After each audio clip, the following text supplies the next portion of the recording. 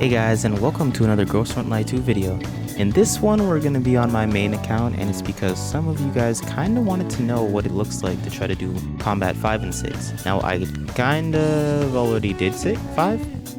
Already did 5. We're at 6. I feel like 6 is where things get a little bit more complicated because now you need 2 teams and it's a lot of damage that's demanded of you.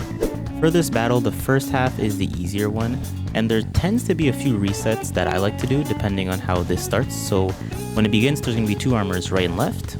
These 2 armors tend to differ where they land, but what I really do prefer is when I can get my cheetah buff to affect both sides. So you'll see while I do my strategy, every single time I do this, I always put my nemesis here. Just shoot. You're not really going to be able to break, and that's not really the goal because you can break technically, but the goal is to set everything up. So you want to be able to use your cheetah buff, and for that you want to make sure that everyone's kind of just like buffed up at the same time, if that makes sense. So here, this is an unfortunate run because if the crate was 1 lower, I could buff both my nemesis and my Nagant, but unfortunately it doesn't reach far enough. This is Nagant's range for blocking this one. I'm going to drop my cheetah here so she's not targeted by the boss too many times, give my nemesis the buff, and this should allow her to do follow-ups now. Now with this, we could just use her Nagant and we're going to do the damage. Like I said, she can only make it up to here, and we're going to break down the armor, and after this is where all the DPS comes. So since I'm not really using a dedicated healer other than cheetah, I like to use my Groza, and all she's meant to do is drop her cover. She drops her cover just like I showed in my previous video on my more free-to-play guide with no 5 stars. So he's going to shoot the farthest, which is Nemesis, and Nemesis isn't really going to take that much damage. It's mainly going to be Nagant, Groza, and Cheetah. Once you go through this process, you should get shot by a sniper. So if your Groza doesn't have enough defense, she's just going to die. Like this is, like I said, it's not really more of a guide type, but it's just a demonstration of how I did it, and you should be able to replicate it, changing characters here and there for the DPSs you have.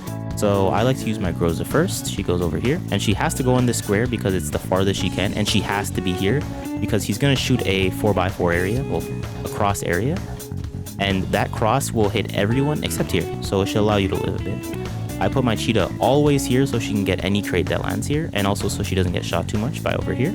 And then the order I usually like to take is Nemesis and then my Nagant, but depending on how you want to do things, like for me, my Nagant already has her full bar, so we're going to use her first. She goes here. Now there's 2 ways to do this. The safe way, which is kill them, and the damage way, where you could just pump as much damage as you can. For me, I found out that the best way to do it is actually not to go for all the damage. What you really want to do is you want to kill as many of the adds as possible, and you kind of want to delay this. Like, obviously, the damage route is probably the best to figure out if you are capable of delaying the fight long enough. But what you really want to do is delay this boss for as long as possible. You need him to be as close to dying as possible, but you do not want him to die. That is the worst thing that could happen. The reason for this is the second half is like 50 to 60 times harder than this one. I'll be perfectly honest. It is extremely difficult to actually do anything. And as you can see at the top left, there's a new thing that comes in that's called ally buffs that go for the next phase. Now, these ally buffs occur when you kill the follower Goliath. And what you kind of want to do in this one is you want to farm the follower Goliath as many times as possible, just so your second half can make it. Now, first you figure out if your first half can kill it, which should be the easier side, and then you just want to farm him. Like, it doesn't matter what you think you're going to do, you're not doing that, you're farming him. You're not going to kill the boss, you need to make sure that everyone's dead. Now, I'm going to start doing a little bit of damage to him. My Groza shouldn't die, but 50-50. Now, she's the closest unit to the boss currently, and that's really not good because she's probably going to die. So what I might do, I don't usually do this, is I'm going to throw my nemesis directly in front of him. Now, what this should do is it should hopefully allow the close range shot to hit her instead of my Groza. And lastly, obviously, we're going to use my Nagant to get as much damage in as possible. Alright, so as you can see here, the long range is going to hit Cheetah. Luckily, she lived, but unfortunately, the close range hit Groza. By some miracle of God, she lived, but we're going to have to be very careful with her now. So that's going to have to be kept in mind for the rest of this. So what we'll do is we're going to put her in this strange square. I call it a strange square because you should be able to make the boss not be able to hit her if you do this properly. First, what we'll do is we have to dedicate who's taking the damage. So My Nemesis has the highest health out of most of the people here. So what we're going to do is we're going to make my Nemesis take the most amount of damage. And since we have that in mind, that means Nemesis is going to take close range. Nagant should take far range because she has the second most amount of health. Or Cheetah, depending on how you feel. Now, actually no. So my far range, who's going to take the damage, is my Nemesis. And since my Cheetah should heal to full, I'm actually going to make my Cheetah take the damage instead. So we're just going to make Groza just get out of her range and break, which is fine. We're going to put I'm going to put Nemesis behind the cover this time. Apply her defense down. Next, we're going to put our Nagant on the left side and allow her to pump as much damage in as possible, but not too much so that he doesn't die. And now what we really want our Cheetah to do is we kind of want her to heal as many people as possible without getting the team killed, if that makes any sense. So we're going to place her here. Hopefully she heals the right target, because if she doesn't, everyone's going to die. Okay, good. She's healing herself. Now, hopefully she lives from this. So that's going to hit my Nagant. She has the highest armor out of all of them, so we're chilling.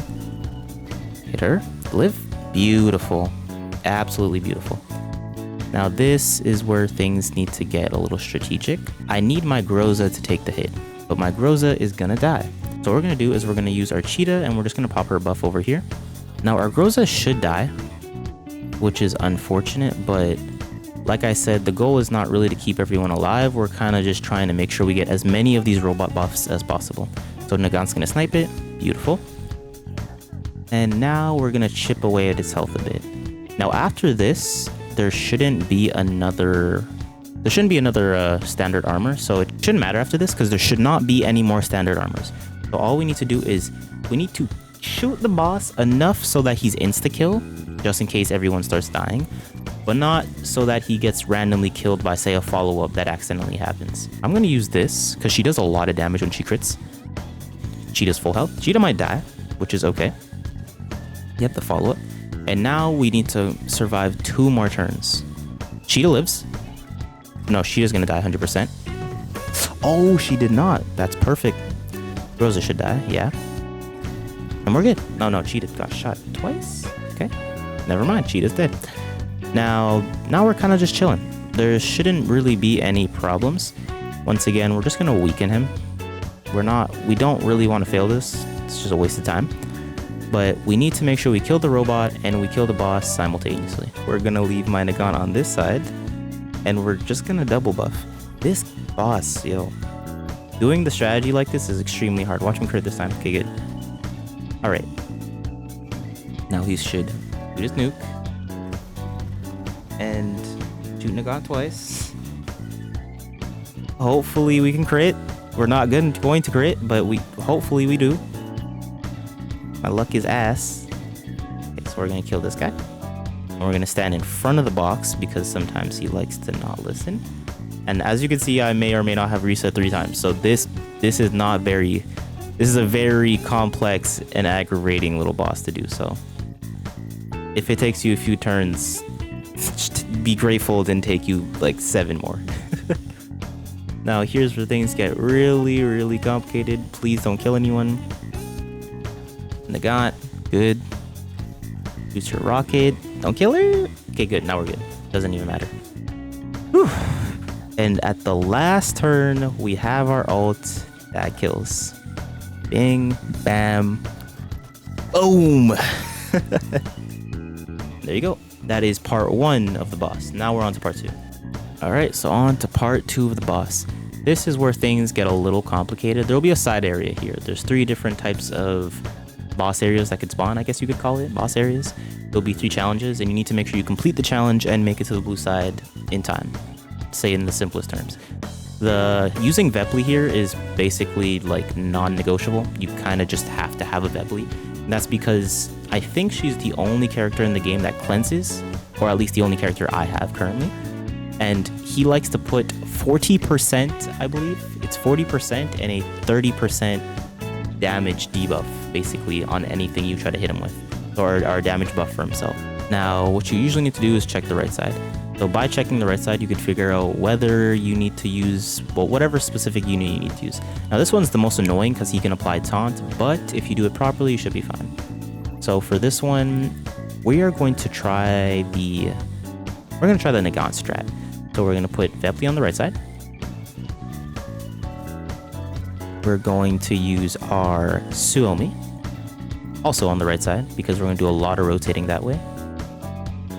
Did I hit the boss? Okay, I did. I don't know why I didn't do any break to him. It's never happened before. Now we're going to use her Nagant. We're going to put her Nagant directly on the transfer square so that next turn she's capable of going even farther when she goes in. Because she's going to teleport to the other side, and just being on the square allows you to be farther when you're running. And now we're going to use her double ult. Now what she's going to do is use her ult, and she's going to get an extra turn. And it's going to look real goofy what I'm about to do. But trust me, also 5k. Crazy. But it's going to look goofy what I'm doing, but just trust me. Trust me. Trust me. I know what I'm doing. Let me cook. Let me cook. Now, he should shoot Vepli. He's going to usually use his AoE to hit both of us because he sucks. And my character has no health. By no health, I mean my Nagant. Now, if you don't put her here, sometimes he likes to just... I don't even know what... Like, excuse my language. I don't even know what he'd be doing. He just runs around, and he can hit her from across the map, and if she gets hit, she's dead. Yeah, she's dead. Now, I think this fight's bugged, because every time I come in here, they both get alerted, but they're not supposed to, because sometimes if you rewind time, they don't get alerted. Is it a bug? Maybe, maybe not. I have no idea, but it's not consistent, to say the least. Like, if I rewind, they're not going to be in the aware state. All right, so for this one, he has the buff on him. This is the buff I was talking about, and I can be specific. 40%, yeah, 40% as a buff, 30% damage they can reduce. That is way too much damage. You kind of just have to have my team.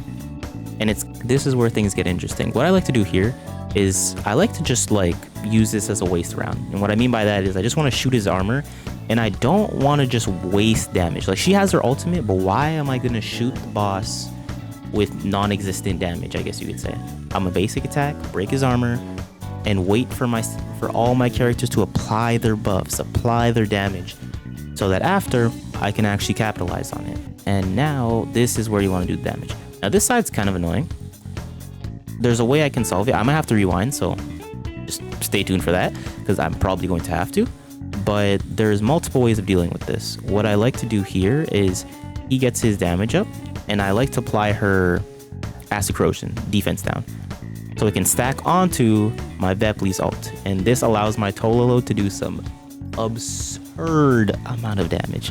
Absurd amounts of damage. It's ridiculous. Yeah, there's two things I can do. I could cleanse him and remove the 40%, 30%, or I could apply her ultimate and make him take more damage. Now, honestly, like, it's a numbers game, and I realistically think that cleansing is probably better, because a vulnerable of 20% damage taken when he already reduces it by 30 basically does nothing. So it's better to cleanse. So we're going to cleanse. Hopefully it removes the two proper buffs, because sometimes it doesn't. Beautiful.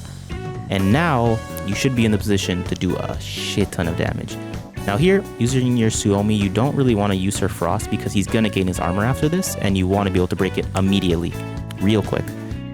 We're going to move away from that, because there's no reason to stand in damage. And we're going to use her double attack, and this is where the damage comes in. Prey on the crits, but I mean, she got a 57% crit rate. It's terrible, but with every ult it gets higher, so it's about to be 61 right here. Oh, holy damage. Holy damage. Beautiful, he shot a Suomi. Hopefully he doesn't do anything else. Perfect, absolutely perfect. Here, you're going to use your Vepli, and you need to kill these robots. So just kill the robots. Hopefully it crits. It's a little complex, but alright.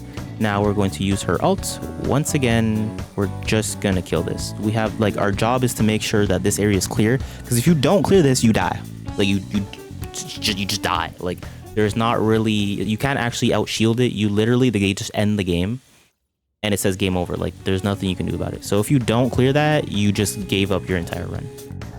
Now here, what I like to do is I like to just keep pumping in damage. Like, you're coming to the point where it's just a damage crunch. After this rotation, there should be no more of the challenges on the side. So it's just about luck. Did you crit well? Did you do enough damage? Is your characters built enough? And if they're not built enough, you lose. And if they are, you win. It's kind of as simple as that. So after all these attacks, we're going to take our Nagants, complete the challenge. Now we're good. No more of that BS. Ultimatums are done. And now we're going to take our Vepli, and get the hell out of here. Now, what I like to do is I'm going to cleanse his buff because I need everything to be prepped. So he's not going to use his jump again. So when I cleanse this, I'm ready to do damage next turn. I'm ready to do damage. Like, he's not going to put any debuffs. I'm going to double debuff with my Vepli and my Dagant, and I'm going to nail into him with my Tololo.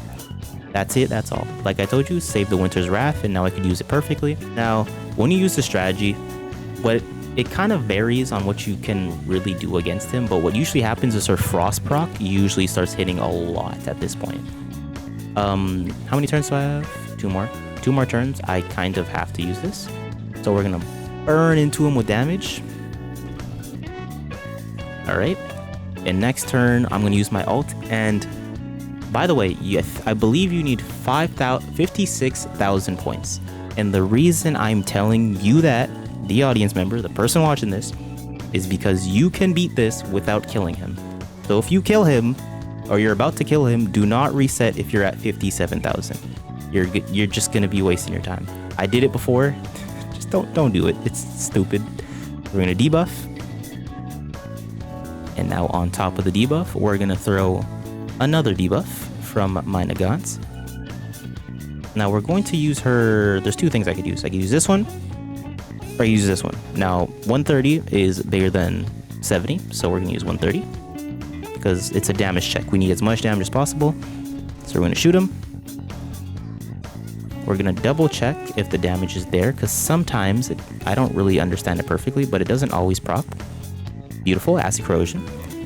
And now we're going to use our Tololo, and we're going to crit. 63%, I believe. Do you believe in 63? I believe in 63. Boom. 51. I can't even count. 5.1 thousand damage. Beautiful. Chef's kiss. Chef's kiss. And then you're done. It's already 61,000. I'm gonna kill him because why not? But I know you beat it. It's over now. There's nothing it can do, and that's the challenge. I'll be perfectly honest. If you want to beat this and you don't want to be stressed out, just don't try it, bro. Like, you could try it, but don't expect to beat it. You need to have like, I've been trying this for like 4 days. Okay, you need a lot of strategy. You need a lot of stats, and if you have the stats, you don't need as much strategy. Boom, 61,000. But I digress. If you enjoyed the video, I'll see you in the next one. Make sure you like and subscribe. And if you haven't seen my other boss fight videos, feel free to go watch them. They're there for you, and feel free to steal the strategy. They're a lot more free-to-play friendly than this one. All right, peace.